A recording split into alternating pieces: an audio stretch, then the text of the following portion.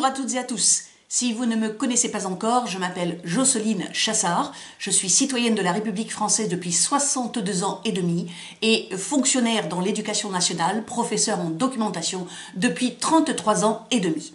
Malheureusement, depuis 8 ans, depuis le 1er juillet 2016, je combats une entreprise délibérée de harcèlement moral professionnel organisée par quelques hiérarques délinquants en col blanc du rectorat de l'Académie de Reims. Cette entreprise de harcèlement moral professionnel a culminé en 2019 par un conseil de discipline irrégulier qui a été suivi par une révocation ministérielle.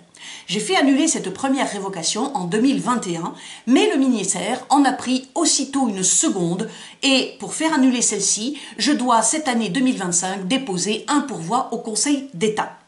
Depuis 2017, j'ai déposé plusieurs recours contentieux devant des juridictions administratives, l'une dans la Marne, l'autre en Meurthe-et-Moselle. Pourquoi?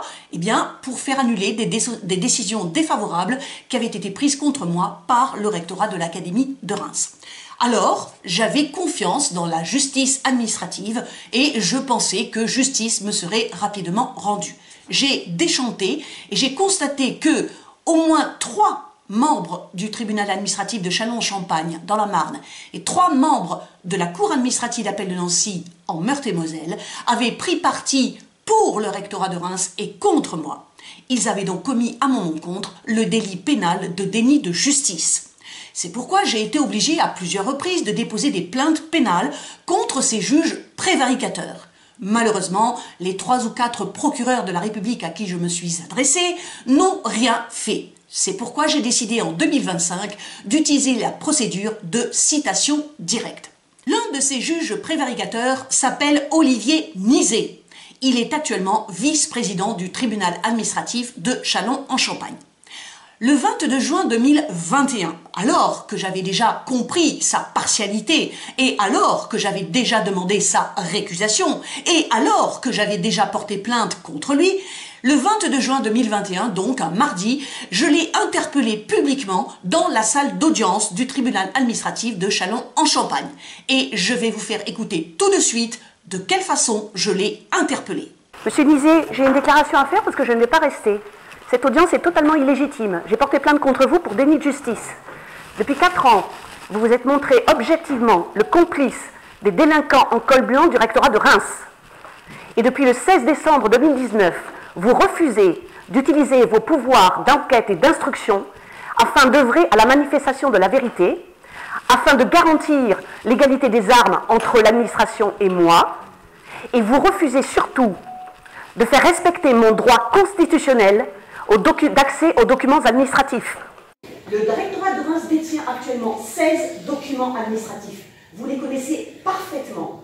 Et vous avez refusé à plusieurs reprises, ainsi que le président du tribunal, M. Alain Poujade, vous avez refusé d'enjoindre au rectorat de me communiquer ces documents, malgré 2 avis favorables de la CADA, l'un du 21 mars 2019 et l'autre du 10 septembre 2020. Ce refus montre que vous êtes complice du rectorat de Reims. Vous cherchez à le protéger depuis 4 ans.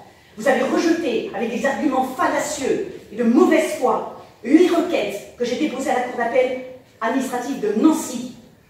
Et je compte bien, M. Nizet, continuer à médiatiser la plainte pénale que j'ai déposée contre vous le 7 juin 2021.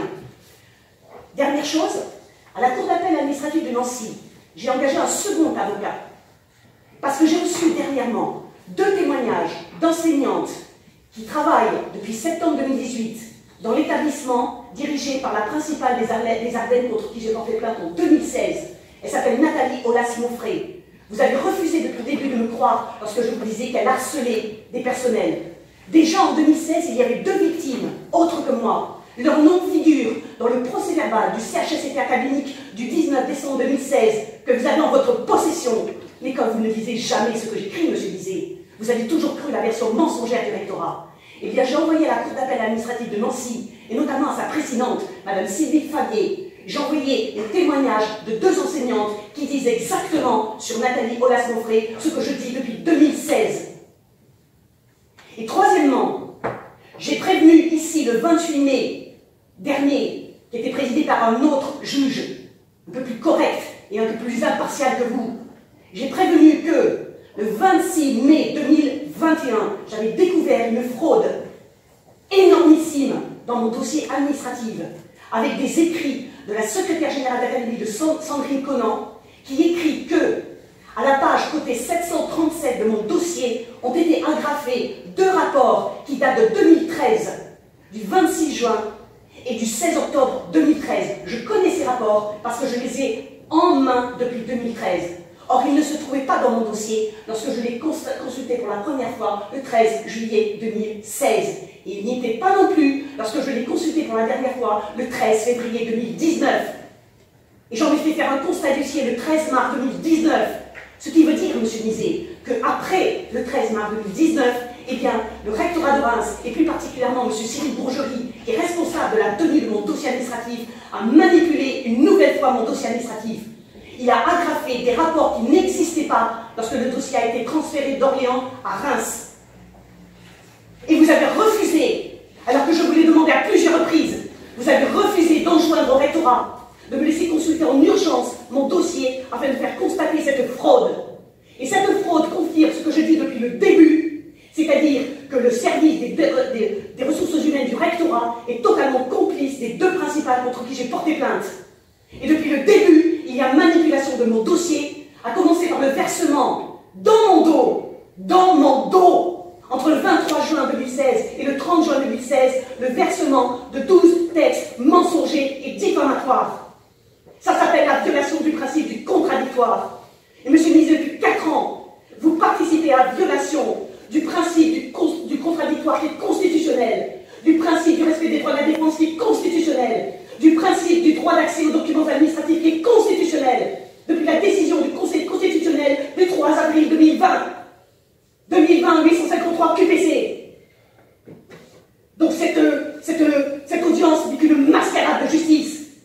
J'ai dit à plusieurs reprises quand je suis venu ici que j'avais confiance dans les juridictions administratives. Je me suis aperçu depuis 4 ans. Et l'exemple du Conseil d'État depuis 1 an et demi donne l'exemple de la servilité de la soi-disant juridiction administrative qui de mèche avec l'administration. Voilà ce que j'avais à vous dire, M. Nizet. J'ai écrit hier, j'ai envoyé un courriel à la procureure rappelant que j'avais porté plainte contre vous et que je demandais à être entendu dans les plus brefs délais. Et croyez-moi, je vais continuer à médiatiser cette plainte. Et pour savoir, pour que vous ayez une idée de la façon dont va se terminer votre carrière, je vais vous dire autre chose.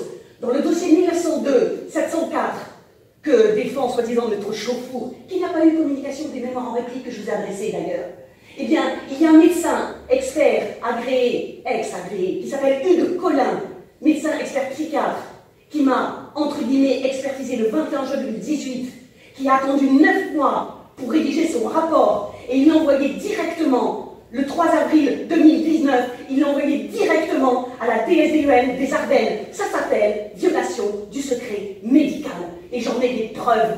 Et vous allez les avoir cette semaine, parce que non seulement vous avez en votre possession la transcription des dialogues avec les 2 agentes administratives qui m'ont donné la preuve qu'ils l'avaient envoyé à la DSDEN, mais encore plus maintenant, je vais donner à la presse les enregistrements audio. Je vous souhaite une bonne fin de matinée, messieurs, dames.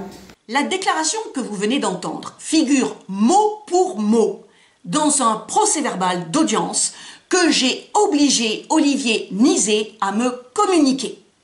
Après le 22 juin 2021, alors que je l'avais interpellé devant une vingtaine de personnes, alors qu'il m'avait écouté en baissant la tête et en baissant les yeux, et alors qu'il n'a rien fait contre moi dans les semaines, dans les mois, dans les 2 ans et demi qui ont suivi, soudainement, il s'est réveillé, M. Olivier Nizet, à l'automne 2023. Pourquoi?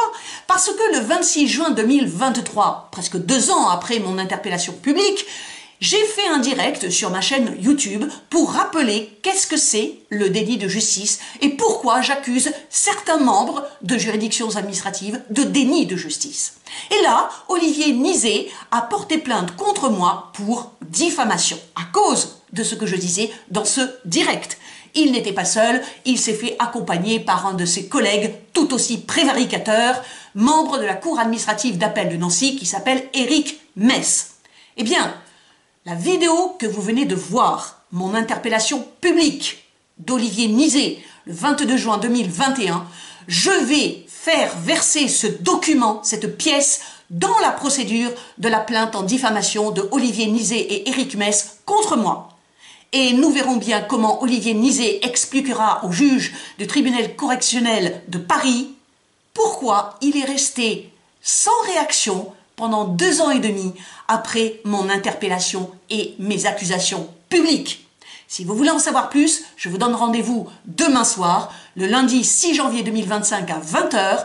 Je ferai un direct spécial sur cette plainte en diffamation, car dans 2 jours, le mardi 7 janvier 2025, il y a au tribunal judiciaire de Paris une audience de fixation et bien sûr, j'y serai présente avec mon avocat.